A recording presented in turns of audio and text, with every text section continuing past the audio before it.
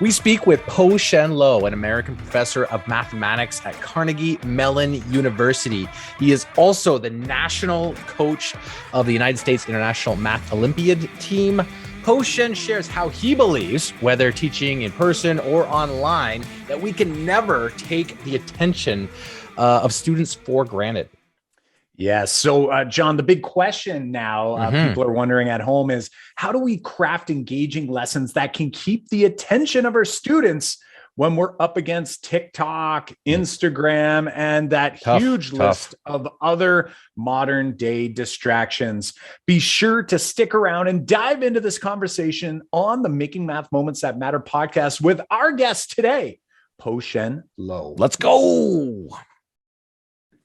Welcome to the Making Math Moments That Matter podcast. I'm Kyle Pierce. And I'm John Orr. We are from makingmathmoments.com, and together with you, the community of math moment makers worldwide who want to build and deliver math lessons that spark curiosity, fuel sense making, and ignite those teacher moves. John, today we have the opportunity to dive into a conversation with Po-Shen Loh, who has got a really awesome math story, not only from his own experience growing up, which has kind of trickled into how he's teaching in post-secondary. And, you know, something I'm really loving about this conversation we're going to get into today is that there's so many parallels to the things you and I talk about each and every week, right? Yeah, it's interesting to see how actually we've come at it from two different ends of the, almost like the K to post-secondary spectrum, in the sense that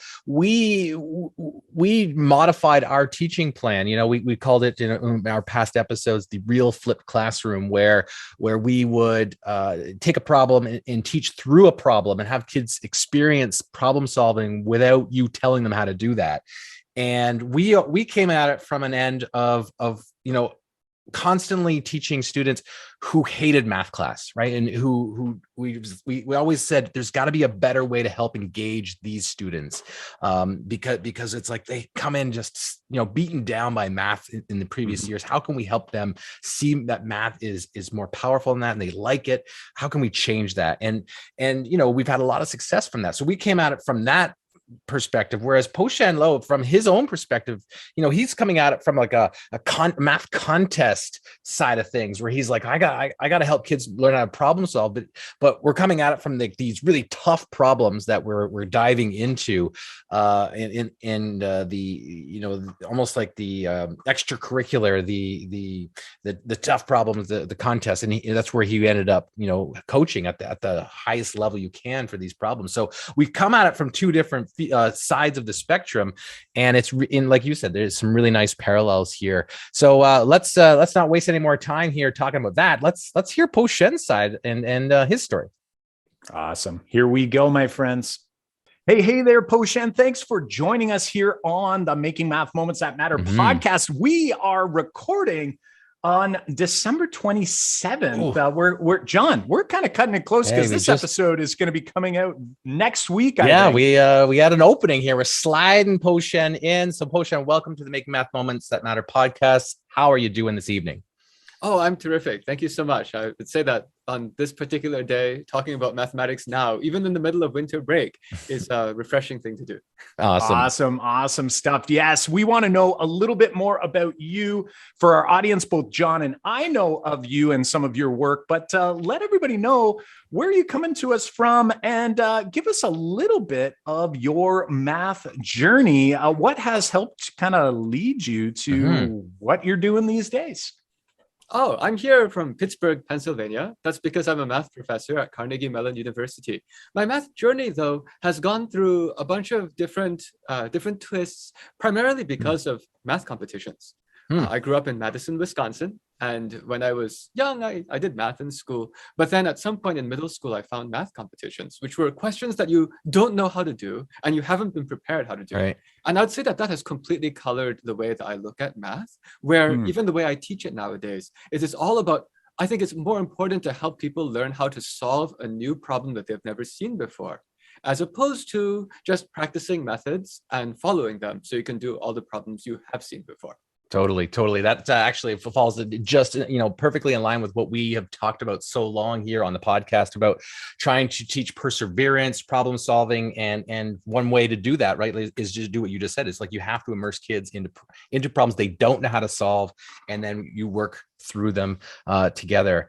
I'm wondering a little bit more. Like I'm wondering a little bit of background before we kind of keep going here, Po-Shen. I know that you had such a that math contest, which was a huge influence on you. But I'm wondering if you could give us like a little backstory before that. Like what led, like what, I know that you said that it's a key aspect, but what do you say specifically like got you there? And then how did that get you where you are now?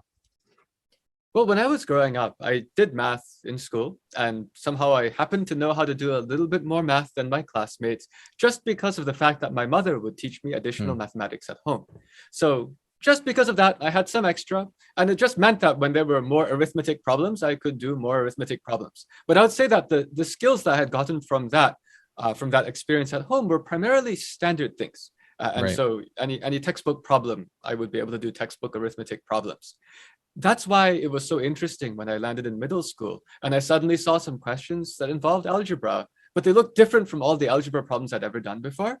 And I remember I thought I was good at math, right? And then suddenly, how can it be that there are these questions that I can't do? And how can it be that my mom, who taught me some of this stuff, also can't do some of these? I thought she was supposed to be super smart. And that's how I started to find out there's different kinds of questions in the world. Some are difficult because they're tedious. If you have 20-digit numbers multiplied together, I'm going to get it wrong, okay? There are just so many little things, I'll make a mistake. But that's not because it's cognitively hard. It's just tedious. Then there are other questions you look at and you say, I have no idea how to start this. And then suddenly you look at it from another angle and, oh my gosh, there's a way just to see it this way. And it's trivial. I love it. I love it. You know what? That's so interesting because, I must say, I see a lot of similarities. John and I both had very, I would say, similar experiences when we were growing up with mathematics. We did a lot of what it sounds like you were doing at home and in most classrooms, right? Where, hey, we were able to do some of the, I'm going to say tedious, not 20-digit by 20-digit tedious, but, very procedural things. We were pre-taught how to do a lot of these problems. And where the wheels fell off for us was actually later on, like not through competitions or, through math challenges or things along those lines. But when the math actually got complex and we actually had to start understanding it and actually look at problems from different angles, that's where the wheels sort of fell off for us. So I see some alignment that, we've sort of, all three of us landed in this place where we now value and respect the importance of, not just procedurally memorizing everything. There's certain things that, we need to learn and practice and do throughout the process, building that fluency and that flexibility. But that's more around, I think, more of the number sense piece. It's like the problem solving piece. That's where, sometimes I feel like some of that more automaticity, we kind of suck that into problem solving where we want students to be able to automatically solve these problems as if they had seen them before. So that alignment, I think, is so great. And I'm wondering now, we ask a question to all of our guests. It's the Making Math Moments That Matter podcast. We always ask our guests, what math moment pops into your mind when you think back? And I'm curious, is it that math contest sort of experience, or do you have another memory? Like when you think of your math moment from when you were growing up and learning about mathematics, what was that to you? And how did that influence who you are now as a math educator? Yeah, so I have a few of them. So one of them would be when I was younger in middle school doing these math contests. And there was just a particular question which I couldn't solve. It was actually a question I can describe. Suppose you have a circular table and you have it in the corner of a room. So it's actually touching the two walls. So you have the circle here, if that makes sense. Yep. And then apparently in this particular problem, there's this giant circular table. And then I'm doing top down, right? I'm looking top down. There's a circle here. There's the walls here looking top down. And there's another little cabinet or something. Not cabinet, there's some rectangular thing. When you look from the top down, it's a rectangle. And that rectangle is squeezed into the corner. Again, you got the walls, got this corner. It's very visual. This is geometry problem, right? You got this corner walls. This is top. Everyone's visualizing it at home right now. Oh yes, that's right. You can't see the video if you're listening, so It's I'll just okay. describe You're it, just. right? I think you've described it great. Terrific. Yeah. It's just like baseball. I don't know if that made sense, but like if you listen to baseball, I'm trying to be the baseball commentator and finding out how hard that is. Right. But so you got this corner wall, right? You got this table. I'm looking top down. There's a table down here, and then there's some kind of like a bedside table, a big rectangular block, if that makes sense. Right. And that rectangular block is squeezed into that corner, but it also happens to just touch the corner of that rectangular block. Just touches the edge of the circle. And you happen to know that the dimensions of this rectangular thing looking top down, I forgot what they are. Let's just say there are two numbers. Okay. You knew it. You knew what they were though. And the question was, what's the radius of the circle? And when you look at this, it's actually not a standard problem at all. I remember there's a question that I couldn't solve. I couldn't solve this. I was in middle school. And I remember that even after trying it a bunch of times, I couldn't solve it. But at some point I found out, oh, you can. And it used, oh, wow. Screen share. Are you drawing it? Amazing. Oh, I'm trying. Kyle's drawing it. Yeah, for those watching on YouTube, we might as well see if the baseball commentator described it well. But keep going, keep going. Yeah, exactly. So the point is that it turns out to be one of these problems where if you just try to go at it straight, you don't see what to do. But then somehow if you start introducing variables into a geometry problem, if you know what I mean, this is geometry and algebra at the same time. Right. Oh, by the way, the table, as you're drawing it, the way that this should work. Oh, are you drawing the walls right now? Is that what you're drawing? Yes. The walls. Okay, right. Because the table is going to be squeezed into a corner. It's a really tiny, not table, the rectangular blocky thing. It's just like a tiny thing in the corner. And you just happen to know the dimensions of that tiny thing. Right. And then the question is, what's the radius of the circle? And it ends up being a problem where you have to use the Pythagorean theorem in some nifty way. But I just remember this because it's a kind of a question where you have to blend multiple areas of math at the same time. Exactly. You just drew it. That's it. And actually, when I looked at it at the beginning, I didn't even know if I could do it because I've never seen anything like this before. Do you have enough information? And after a while, if we think about the problem as an adult, we can see that you have enough information because if you imagine going to IKEA and getting one of those like blockish things sticking into the corner, right? And then saying, now let me just go find another round table. Don't know if IKEA makes those. Everything IKEA makes is rectangular. But anyway, like find some round table. There will be a particular round table that will just fit. So there is an answer, if that makes sense. What I'm trying to say is there is definitely an answer to this problem because you could imagine just doing it by sticking the block and moving bigger and bigger tables. And at some point, it's just right. But I just remember that question because it's an example of one of these problems that's not from the textbook. Right. In retrospect, it's not that hard. I mean, I'm sure all of us could work it out now. But for a middle school me, it was really interesting. And obviously, I still remember it now. Right. I love it. I can only imagine, I don't even have to imagine. I know exactly what I would have done as a student. I would have said, you never taught me how to do this, right? And that's sort of that common response. And it's like the more opportunities we give students to grapple and actually productively work through problems and, to sort of experience that, that dopamine hit you get when even not even necessarily solving the entire thing, but to feel like you're making progress. And I think that's something, I see it even with my own children these days with, video games sort of give them that, that dopamine. And I feel like it's like they're missing out from some of these other experiences. And, so we're big into Lego right now because like, that's like our way to like give them this opportunity to sort of work through something and, sort of see it come to life. Po-Shen, I'm curious on that moment and how that has influenced what you're doing now. Like, I know that you are the national coach for the USA International Mathematics Olympiads team. I think you've been doing that, since 2014. I'm curious how your experience with, that problem or problems like that when you were young influences what you do with that team now. And what does that team even look like? I'm curious. Yeah, I'm curious and did it always, I think like really, I'm always curious about this. Like, did you come when you got into education, was this just something you did right from the beginning, or was it something that you worked your way towards? Because I know, again, speaking for John and I, we taught the way that we were taught, and it would have been more like what you were experiencing pre, these math competitions that you were in. And it took us a while. Like, was that something that, because of those experiences, did that set you up to kind of come right out of the gate doing things maybe differently? Or did you maybe get sucked into the, I would say the norm that is K through 12 or K through, we'll call it post-secondary education? I think actually, because I came in from this math competition angle, it actually has colored the way that I both learned and taught math for my entire career. And that's because I actually learned math by doing these crazy problems like the one I just showed you. You see, when I was doing these kinds of problems that were always a few steps ahead of my capability, I would end up having to invent my own ways to solve them. At which point later, when I went and learned those math classes in school, because I went to public school in Madison, Wisconsin, eventually I'd see those topics again. And I'd say, oh yeah, I remember sort of figuring that out really badly on my own, because what's the chance that a kid could come up with the right way to do everything? You know what I mean? Yeah, but like, totally. It's sort of like as if you never saw like a real car before, and you made a whole bunch of stuff, and I've got things on wheels that kind of go, but they fall apart after 5 minutes, right? That's like what I learned while I was doing this.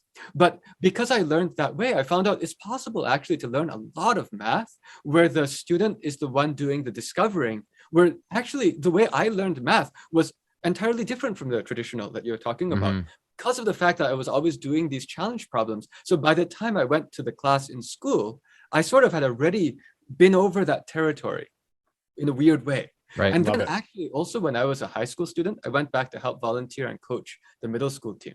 So I was already explaining things in this way. When I was in college, I went to help to coach the high school students. And that's actually how I fell into this whole thing of becoming this national coach today. It's because I myself was on the national team for the United States in 1999.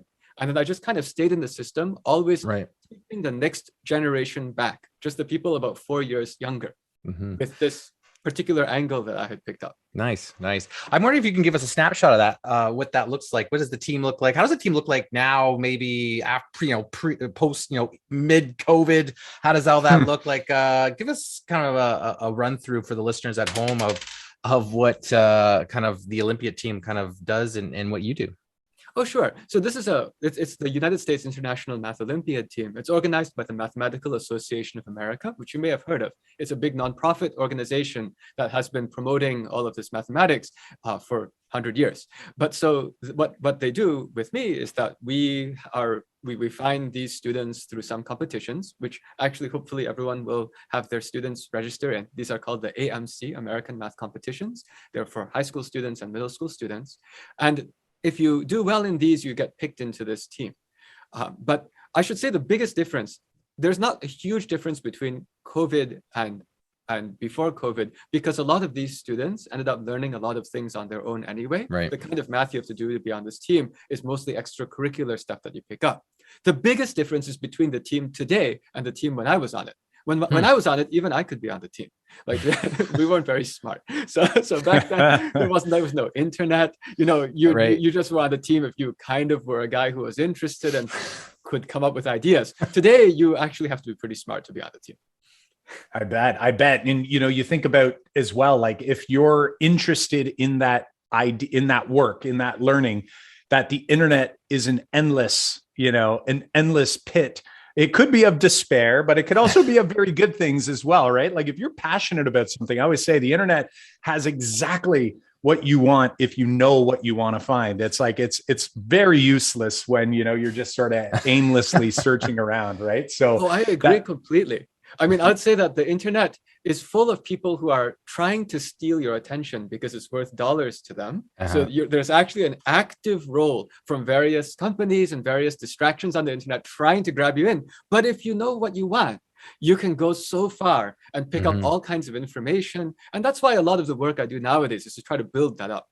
I love that. And that's a great segue. That comment really segues to something we're really curious about, because we know that a lot of the work you do, and I'm sure you do in-person learning as well, but, you have a passion for online learning, for, virtual learning.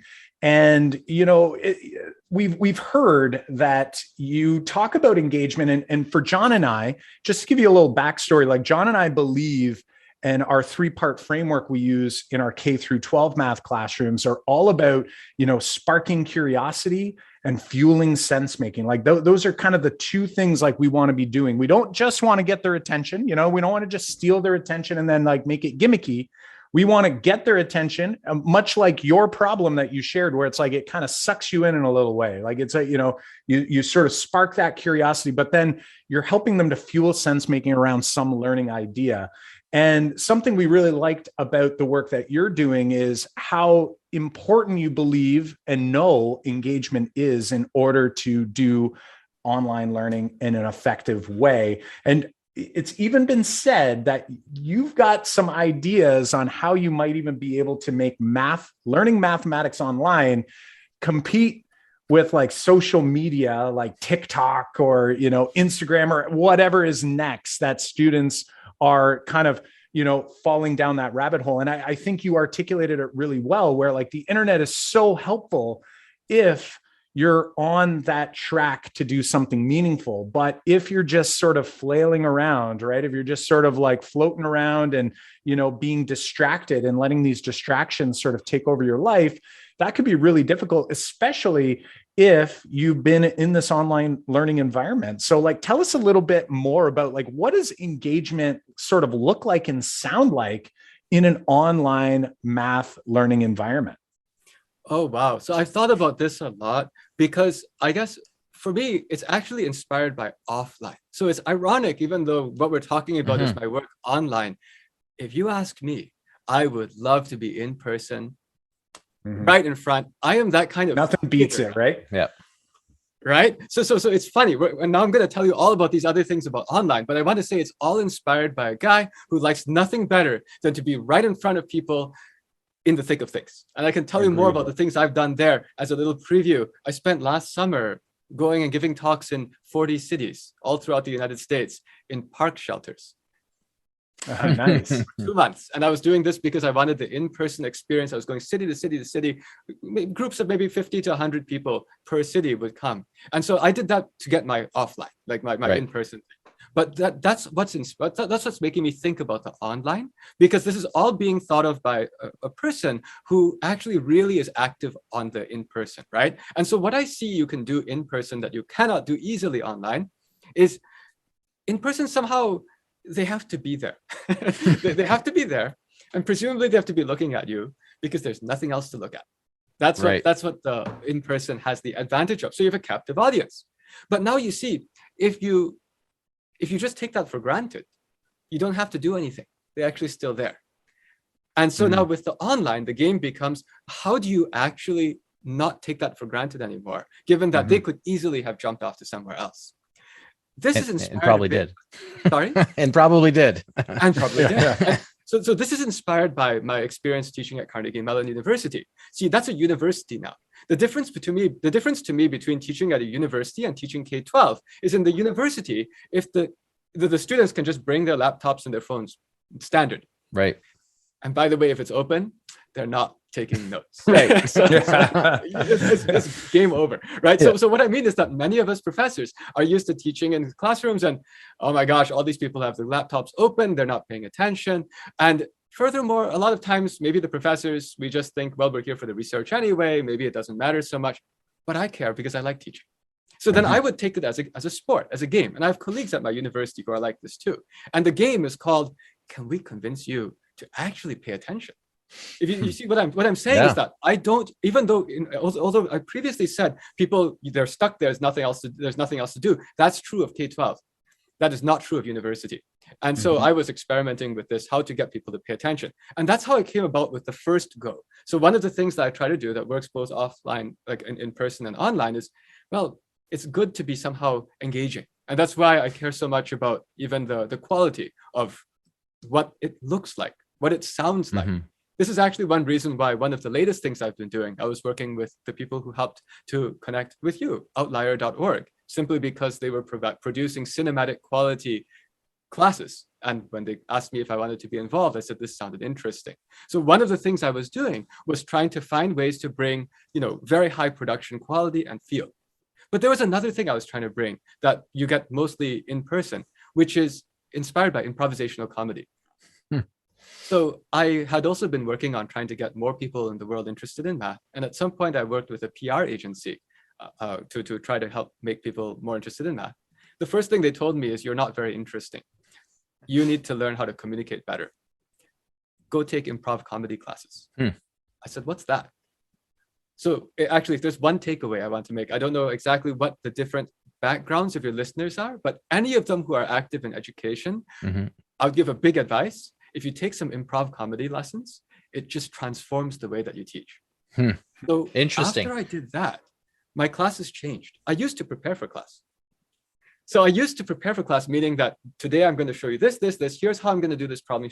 Here's how I'm going to do that problem. Since I'm prepared, I'll be able to teach the class. There will be no problems. I won't ever be worried that I got stuck, if that makes sense. Improv comedy teaches you how to just always be stuck and get your way out of it.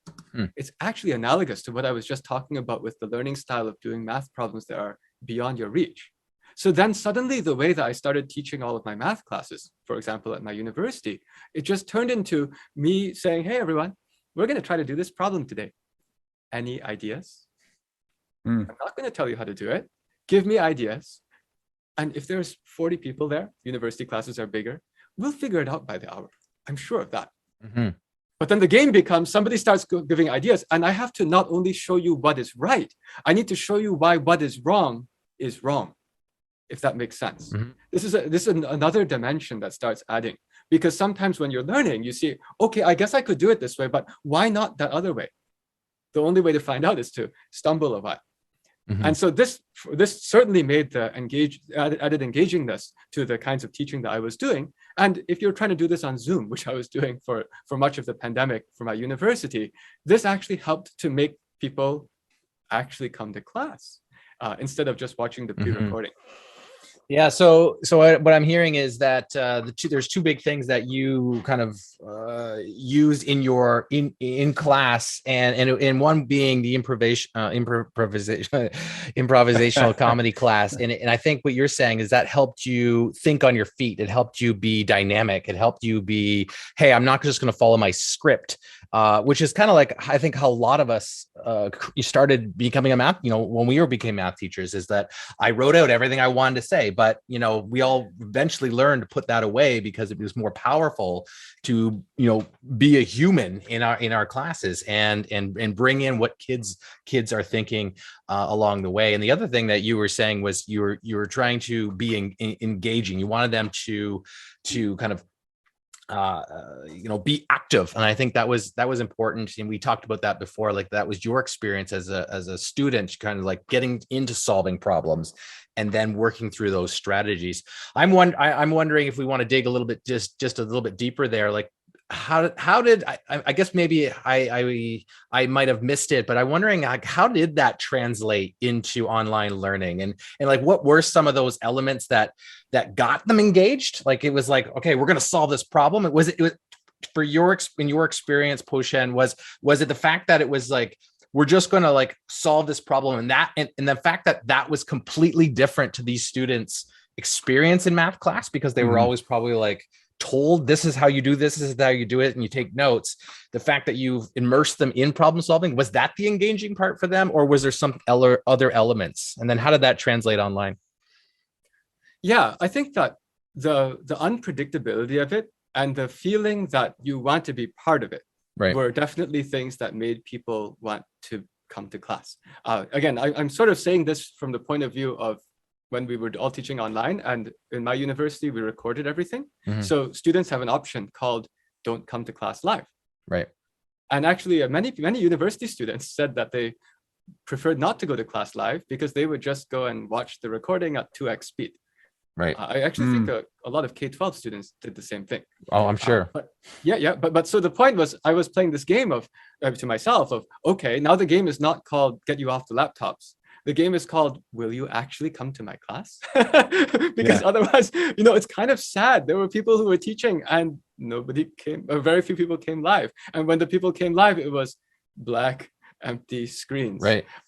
To me, that was one of the hardest things to do with the online teaching. And that's when it became, all right, guys, the class is going to be made by you. If you come, you will be steering the class. So suddenly that was one way. So I was basically explaining there was one way I was trying to do things, which was just production quality. Very important. That's one way. Another way is to say, how do we make it so that the actual being here of all these people is something that you feel like you're a part of?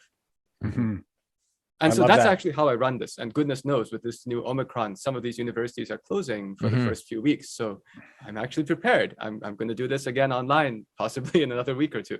Yeah, I love that. And, you know, a lot of the pieces that are really resonating with me, you're saying it in a different way, but a lot of the elements, you know, the idea of improv, immediately what pops into my mind, you know, as we try to spark curiosity, we talk about withholding information, building anticipation, like when we're solving problems, getting students into, you know, and getting student voice out there. And I hear these elements coming out through what you're saying. It's like you're building this classroom culture, you're being real, you're getting students to almost, and the goal is, I think we all know that it's not going to happen for every student, but the goal is for students to feel like they missed out on not being there, right? It's like, I could have been there and I could have contributed my voice.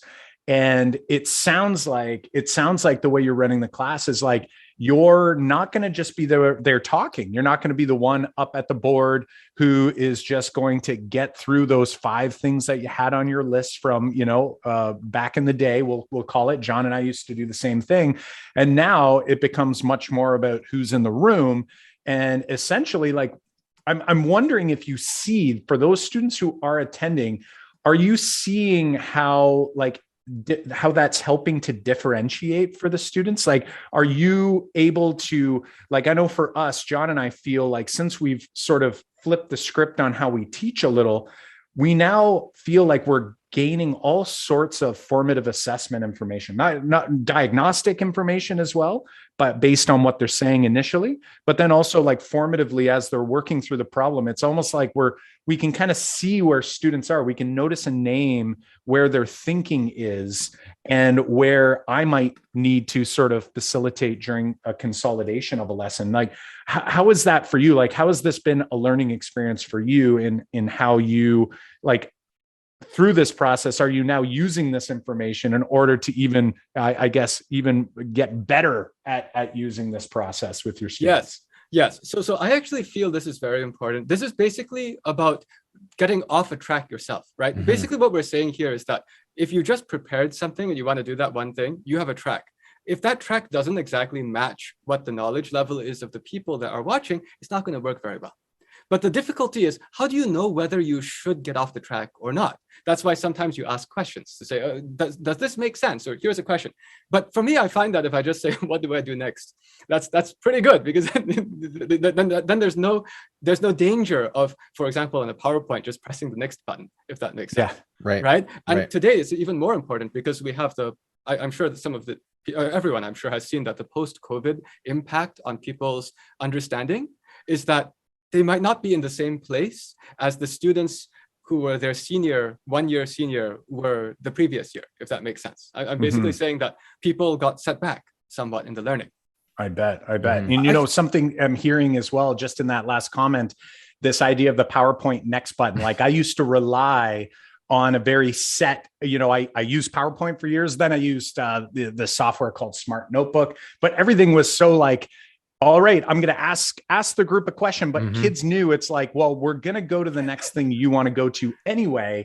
So it's almost like what I heard you say earlier is almost like you're coming in not planned. Yep. You are planned. Like, you know, it's kind of like like, you know what you want to get out of this lesson, but that improv side of things is sort of like how John and I are doing it. Like, we always say to teachers, like, don't give them like a template, you know, to solve this problem on. Like, let's do this problem. And then maybe after we might give a template to help them summarize the problem. Right. So it's like actually asking them a question and them feeling like my answer is where we're going to go. It's not going to be like, yes, you're right, you guessed what's next. Yes. Or you're wrong. Yes. Maybe somebody else can guess what's next. Yes. You know? Yes. Yeah. So I actually want to say, like, this particular thing of letting the students know that there's some dynamism, some liveliness. The reason why it's scary is if you don't have the experience of how to get up when you screw up, then you're afraid of looking bad. But what I got from the improv is they just taught you how you never get stuck. You know, you just have enough exits. So you I mean, one of the things you can say is, look, I don't know everything either. Let's go and figure it out. Right. You know, like actually, whenever I'm teaching something and I get stuck, I say, wow, that's really interesting. But then what that's my line. I love it. We're like long lost brothers. This is fantastic. I'm sure you mean the same. It's like, I'm genuinely very intrigued. The moment I get across something that I don't know how to do, I'm like, whoa. And then the students all see, when you get stuck, it's good. But not even just that. Do you find that many times students think that you're actually lying to them? Like my students, they think that I do know. It's almost like they give me more respect because they're like, you're just doing that so we do the thinking. And like, you know, sometimes I'm like, okay, I promise I have no idea what is happening right now. I am really intrigued and interested. And then students are like, oh, I think he's serious this time. You know, so they think it's just a big act, but it does definitely help you get past, you know, those roadblocks, which I totally remember when that PowerPoint, when that next button came. I even remember sometimes forgetting what the next slide was. And you're like, start sweating. I can't really speak. Yeah, I can't even speak about it until it comes up on the screen. I have to look at it and go, oh yeah. Now I remember what I was going to say. And, you know, all of that is out the window and you go with the learning where the learning takes you. And then of course, in the end, you know, that facilitator move is sort of like bringing it together and ensuring that students heard, you know, and got the learning that you were hoping they would get out of that, that learning experience. So this particular thing is actually interesting to me because it's all related to trying to make sure there's a constant flow back and forth with the students. That's one of the reasons why when I was teaching these Zoom classes with lots of empty screens, it was hard because I wasn't getting the feedback. There is something I'm happy to share. There's something I just made by today. Sure. This is what, if you saw, I was called tech support when I first joined. Right. But there's something which I don't know if teachers will find this thing useful, especially if we have to do any remote teaching. But one of the things I just created was that in Zoom, if you're running, like, say, a large Zoom class, unfortunately, people don't really engage because, unfortunately, in a large Zoom class, if people are typing, then it's a big mess on the comments on the side, if that makes sense. And so a lot of teachers say, just please don't comment unless it's the answer. And then what ends up happening is that it's dead. Because the kids just don't want to say nothing. On the other hand, there might be interesting moments where in a class, if I was teaching in real life, you'd see someone crack a smile. And I just would really like it if I could see lol appear, LOL, or like something appear, if you know what I mean. So actually, I'm just going to try this here just because we happen to be on this call right now. Sure. Let me see if this actually works. So I'm going to try to join this Zoom meeting right now. Do you see that I tried to join with somebody else? Yeah. You want me to admit you? Yep, that's me. Don't worry. I'm this like chat relay guy. And I'm saying this, I'm sharing this because there's a chance that this could actually be useful, especially if we end up doing any teaching pandemic-wise. It's something that I created. Am I in? I think I'm in. Yes, show non-video participants. I'm in. Yeah, let's try this. I'm actually curious if this starts to show up on the screen. In the chat, you're in the chat. I see a hi. Yeah, I see a hi in the chat. 10 seconds. Do you see that something happened with mine? Oh, I see on the bottom of your screen. Yes. So the way this works is actually, hi everyone. So you've got the chat. It takes 10 seconds for moderation. And the reason is because I actually have a separate screen that lets me moderate all of these comments as they're coming in. But the point of it is that it makes it so that you're able to have your class, or you're able to talk in a way where you can actually be seeing the comments that are coming in. And also, I mean, if there's a comment that I particularly like, I can start, right? And then that makes it so that comment immediately gets in. But the reason I did this is because I wanted to try to find some way to do this Zoom type teaching where people would actually be engaged. And so we are experimenting with this in some little groups. We have some little groups of about 40 middle school kids who are taking some classes with us right now. And when you have 40 middle school kids in a room with this kind of a chat box, you could imagine that it actually livens up. Yeah. I'm sure for them, it kind of reminds them of like the super chat on like, you know, YouTube. It's Live, like, if I'm going to type something, it's going to show up on the screen and everyone's going to be able to see it. Yes. Yes. And that's the point. I mean, actually, if you just type something else in, you'll see there's something else I can do to it. Okay. Of course, this works better when you have another person who's helping you. Bam, I just gave you a star. So Okay, let's put that through too. So when I said 10 seconds, it Oh. depends on whether or not the moderator guy is you. pressing Right. pressing the express lane, put it through. But there's actually some game theory in this. The system that's built is designed to block spam in the sense that if you have too many people commenting at the same time, the rules are that only one message can come through every second. That makes it so this doesn't go nuts. Right. It's not which message waterfall. will be? It's actually a lottery where out of all the questions that came in to compete for that second, one will win randomly. But if you have more stars, you're more likely to win.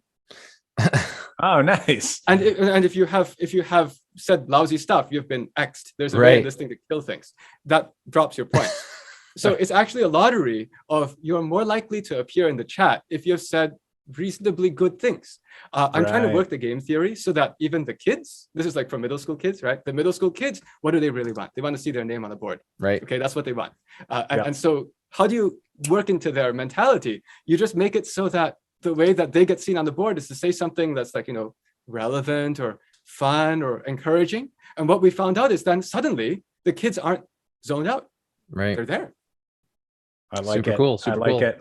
Very cool. Yeah, very cool. I look forward to being able to play with that if someday I could. But actually, I already put it online. So it's actually already online, and I can share you guys the link afterwards. It's share with us, and we will throw it up on the show notes page here. So anyone who is still teaching online, or we got lots of listeners who fully teach online. That's their main role. We'll put that in the show notes page. But Po-Shen, we want to respect your time. We've had a great time chatting with you about engagement, about flexibility, about taking risks as math teachers to change things and being able to kind of go with the flow. And I think you've given us a lot of big ideas to kind of ponder over. But I'm wondering if you want to share one last big idea. If the listener at home right now is going like, oh yeah, there were so many good nuggets in here. What would you say is the biggest takeaway that they should remember when they hit the stop button on this episode? Yeah, so I think that it's really just around the student. But I think this is what most educators, why we are in the job, right? We do it for the students, right? And so to me, I always look at this from the point of view of, is it delighting a student in some way? You can delight them in your entertainment. You can delight them in the production quality of what you show. You can delight them in the surprise, the technical surprise, or you can delight them with making it so it's their own fun that they're playing with. But my point is, if you can have delight in your class, then suddenly the students are going to be looking forward to your class. I love it. That is great advice. And, again, something that, again, I'm hearing the way you approached some of these suggestions, and I'm hope that people are listening and feeling the same, that you're hearing, what Po-Shen's saying about getting students' attention and not taking that for granted, and sort of connecting it to our message that we are always sharing here on the podcast, that, there is work to be done. Just because students have to go to school in K through 12, I know that in post-secondary, they've supposedly, agreed to do this work. The reality is that there's all kinds of other distractions out there. So how do we help convince them that this time is time well spent? And I think, you shared so many good ideas, and I hope people at home are listening and thinking of, maybe it's resonated with them in a slightly different way. I love this chat bot that you've created. We're going to share that link in the show notes for people to check out, and all of your links to your website as well as your social media. So Po-Shen, I want to thank you again for hanging out with us here on the Making Math Moments That Matter podcast. And here's to your last few days of 2021. And hopefully we'll connect again in the new year. Wonderful. Pleasure talking to all of you. Take care. As always, both John and I learned so much from every interview and math mentoring moment episode here. I don't know if you caught this and read the title for today's episode, but we called it intentionally. You'll notice that Po-Shen mentioned this idea of under preparing, of preparing less for math class. And I hope you sort of got, a little bit of that clickbait there, that, what he's saying, it's not that you're not preparing, because I'm going to argue that you probably have to prepare more in order to, like he had mentioned, he took improv classes in order to help prepare him for how to handle some situations when, you kind of head down a path and you're not sure where to go. I loved his suggestion for saying things like, wow, that's really interesting. We talk about that on the podcast all the time. So when we say under preparing, what we mean is like almost like you're preparing to under prepare. Less. Yeah, exactly. It's like getting yourself. What's that Tom Schimmer quote, John, that we've mentioned on here so often, right? Yeah, Tom's got a great quote in it, and I think it's you have to plan with precision so that you can proceed with flexibility.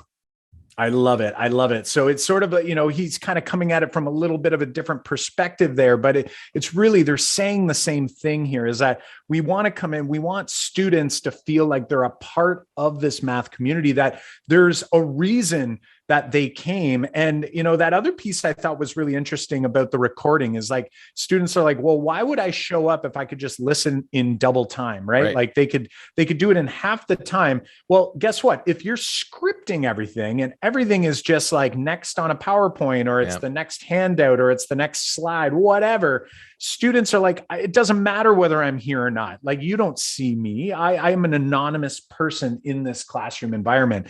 And, something that I'm taking away from this episode, and I hope people all have a takeaway for themselves. But for me, it's really like emphasizing the importance of making the classroom experience dynamic, where students don't feel like, if you're teaching the same class, period 1 and period 2 in the day, that it's not going to look and sound exactly the same. Sure, the learning at the end, we hope that the big idea has been addressed, but that conversation and the way that lesson flowed should have some differences if I was to go from that class to this class. And I sort of got that today. John, what was your big takeaway today?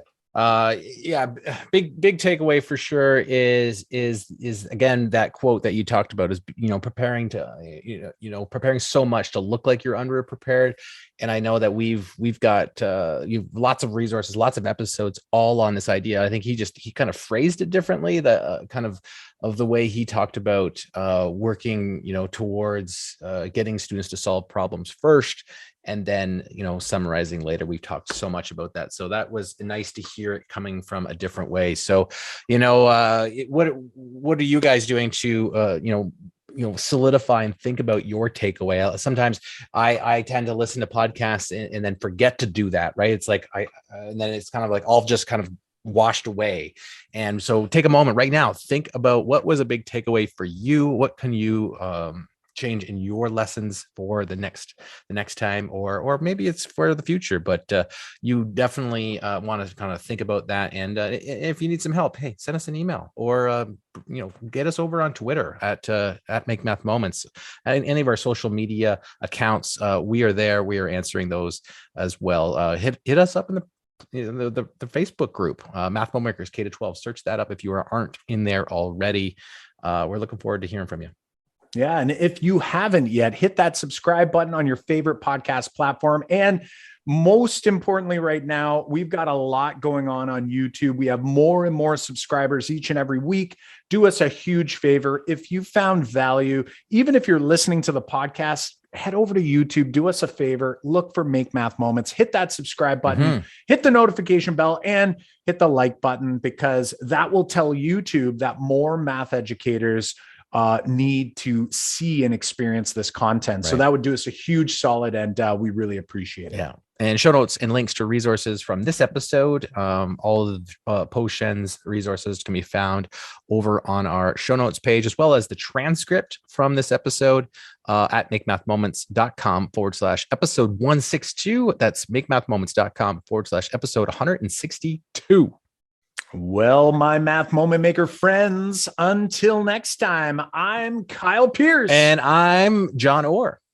High fives for us. And hey, a big high five for you.